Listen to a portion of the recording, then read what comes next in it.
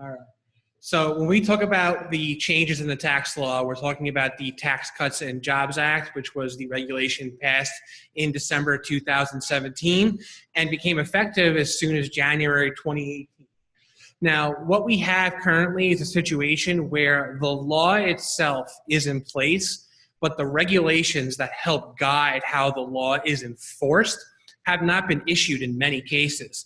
So we're running into scenarios where we're not 100% sure where and how everything is going to work. So there's a lot of guessing going on, a lot of trying to rely on past rulings and past interpretations and general experience to how to enforce these laws. So that's what we're going to kind of go over today as much as possible in the now lightning round.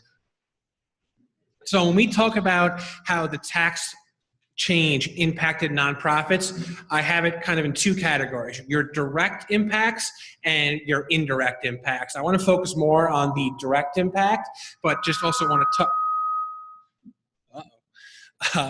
to touch on the indirect impacts as well.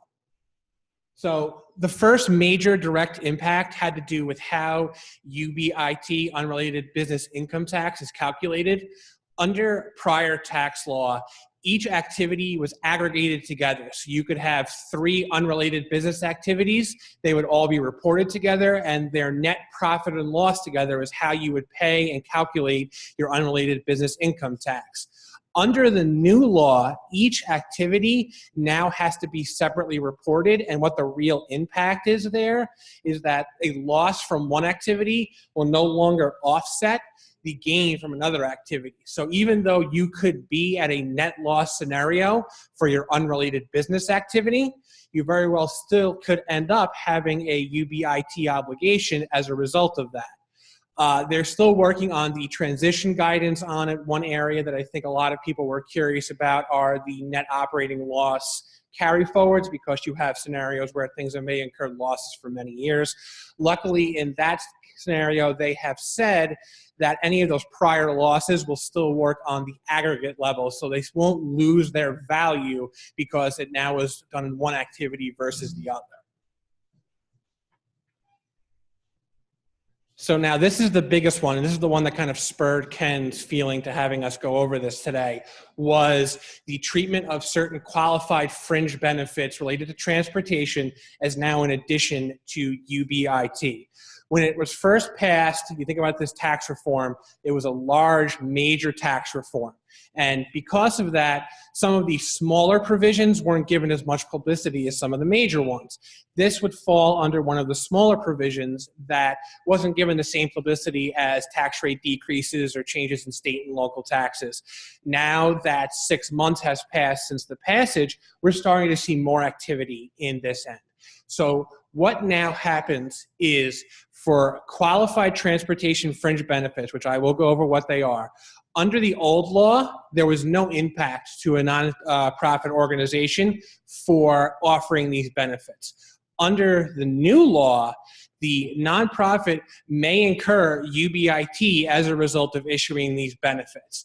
And that is a big change that is going to affect almost every nonprofit located in the New York City area, and even ones out on Long Island who may have a strong New York City presence.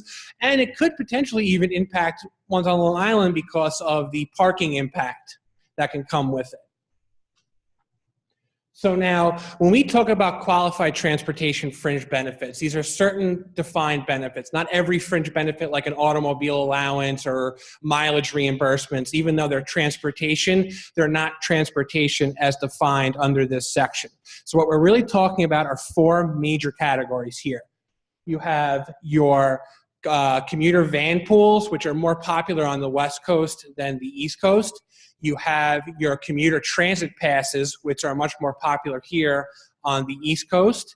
You have employer-provided parking, and then the 4th one is a commuter bicycle reimbursement that I've never seen anybody even offer. So I don't think that's one we really have to worry about too much, but the top 3 are the ones that we really want to cover here. So originally, when the law passed, the idea was that these were only going to be applied to benefits that were paid above compensation. So you'd have a scenario where you would pay your employee a certain salary and then also pay for their Metro card for the year. Under old tax law, that was a permissible fringe benefit that you didn't have to include in taxable income for the employee, nor would there be any impact on the organization. However, in April 2018, after some informal statements, the IRS released their fringe benefit guide for 2018 with the updates from the Tax Change Act, indicating that not only will additional payments for the fringe benefits be considered under this new regime, but salary reduction arrangements also will fall under that. And that was a big impact. If you consider that New York City requires that you offer these benefits to your employees under penalty of fine, now you have a real scenario where the left hand and the right hand are arguing because I have to offer these benefits, but now I'm going to have to pay UBIT on these benefits. And originally, I don't think many people thought this through. The idea was to provide parity between for-profit corporations, which can no longer deduct these expenses, and nonprofit organizations, which now have to pay UBIT on it. That was the intention behind it. As it started to get more publicity, we're starting to see some negative feedback as it comes to this. So it's still somewhat a fluid situation, but as of today, as I stand here, any organization that offers qualified transportation fringe benefits to their employees will have to begin calculating UBT on those benefits. So by means of an example, under the old law, you were able to give $260 per employee per month in fringe benefits. And that could normally cover LIRR passes, Metro cards, et cetera, et cetera, et cetera. Generally, there was no impact on the organization. Now, in 2018, with no other change otherwise, an organization offering $260 per month to 20 employees has now incurred a UBT tax of almost $21,000 for the same benefits. And the real impact here is that you have to start thinking about how this affects your 990 filing requirements, your UBT estimates, and how it's going to affect your overall budget, because this has become a major line item within the organization. And it's not as if in New York City we can just go and say, hey, you really can't do these anymore. So it's an evolving area. I mean, New York State just passed last week, perhaps, I think it was, that they will not include this in their UBIT calculations, where the federal still will. And even yesterday, I saw an article come across my desk that there are legislations being proposed to eliminate this provision because it's proving very unpopular in many centers of influence. Just a couple other quick direct impacts. There has been a limitation on executive compensation imposed. In New York, I think it's less of an issue. They've been kind of on the executive compensation limitation train for a while, so I don't think that's going to have many major impacts directly on these organizations.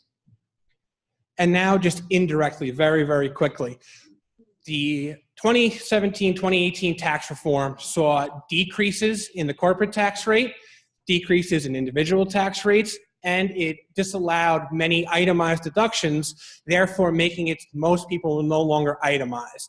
Many people are wondering, will this impact the giving that we're going to see in these organizations? I think it's a big concern in the room, a big concern. You know, we're 6 months in. I'm really curious to see how in 6 months, how we've seen any of these decreases. Because to me, the real question has always been, what's the key motivator when it comes to charitable donation?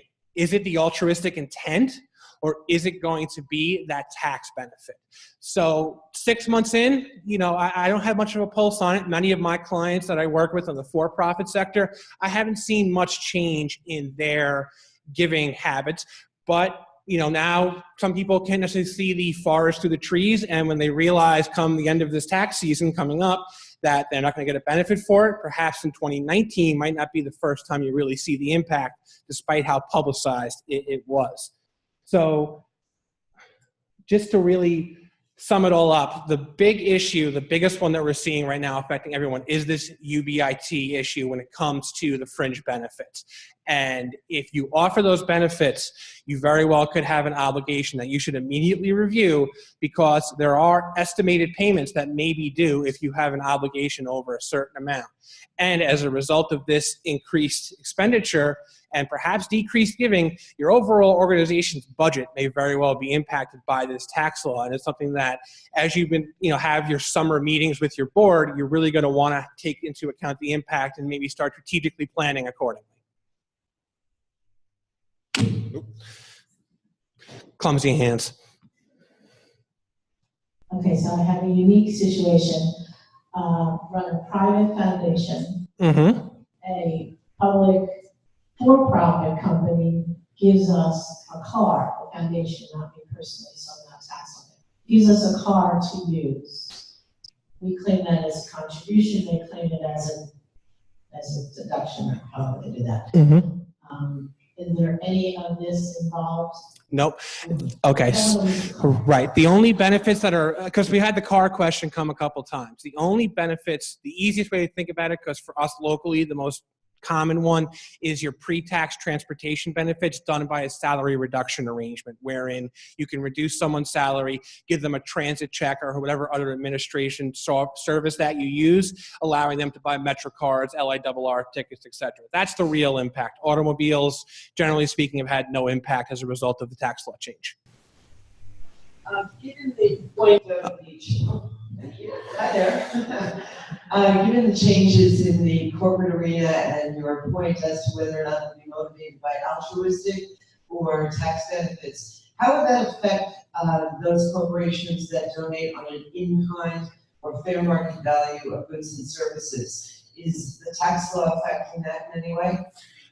I haven't necessarily experienced much of it that way. Those donations were not as severely impacted because many of the in-kind were not deductible items per se. You're thinking about days of giving or subpar goods or things of that nature. So again, I think the real question still becomes the altruistic intent versus the tax benefit. Where was the real carrot that came involved here? And one of the things we're covering later today is social impact of organizations. You also see companies themselves concerned about what their social impact is. So even now, regardless of the tax benefits, many are starting to put in these new programs that are designed to help the nonprofit sector, not as a result of decreasing taxable income, but rather increasing their corporate goodwill. So I think you're going to see that very much too.